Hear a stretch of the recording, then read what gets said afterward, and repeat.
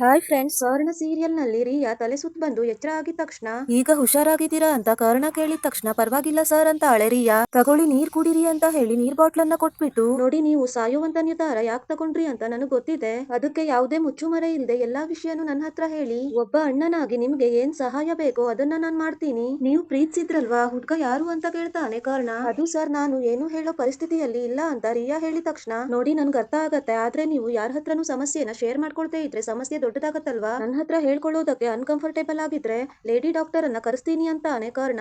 ಇಲ್ಲ ಸರ್, ಇದನ್ನ ನಿಮ್ ಹತ್ರ ಮಾತ್ರ ಹೇಳ್ಕೊಳ್ಳೋದಕ್ಕೆ ಸಾಧ್ಯ ಅಂತ ರಿಯಾ. ಹಾಗಿದ್ರೆ ನೀವು ರಿಲ್ಯಾಕ್ಸ್ ಆಗಿ ಹೇಳಿ, ನೀವು ಪ್ರೀತಿಸಿದ ಹುಡ್ಗ ಯಾರು, ಅವನ ಹತ್ರ ನಾನ್ ಮಾತಾಡ್ತೀನಿ. ನಿಮ್ ಸಂಬಂಧ ಇಲ್ಲಿ ತನಕ ಬಂದಿದೆ ಅಂದ್ರೆ ಮದ್ವೆ ಆಗೋದ್ರಲ್ಲೂ ಅರ್ಥ ಇದೆ ಅಂತಾನೆ ಕಾರಣ.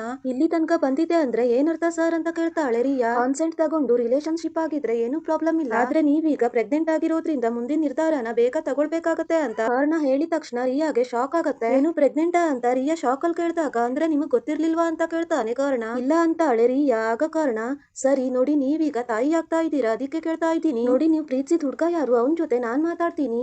ಎರಡು ಫ್ಯಾಮಿಲಿ ಜೊತೆ ಮಾತಾಡಿ ಮದ್ವೆ ವ್ಯವಸ್ಥೆ ಮಾಡ್ತೀನಿ ಅಂತಾನೆ ಕಾರಣ. ಆ ಹುಡ್ಗ ಯಾರು ಅಂತ ಹೇಳಿದ್ರು ನಿಮ್ಗೆ ಏನು ಮಾಡಕ್ ಆಗಲ್ಲ ಸರ್ ಅಂತ ರಿಯಾ ಹೇಳಿದ ತಕ್ಷಣ, ನೋಡಿ ಭರವಸೆ ಕಳ್ಕೋಬೇಡಿ, ಧೈರ್ಯವಾಗಿ ಹೇಳಿ ಯಾರು ಅಂತ. ಇದನ್ನೆಲ್ಲ ಸರಿ ಮಾಡೋದು ನನ್ ಜವಾಬ್ದಾರಿ ಅಂತಾನೆ ಕಾರಣ.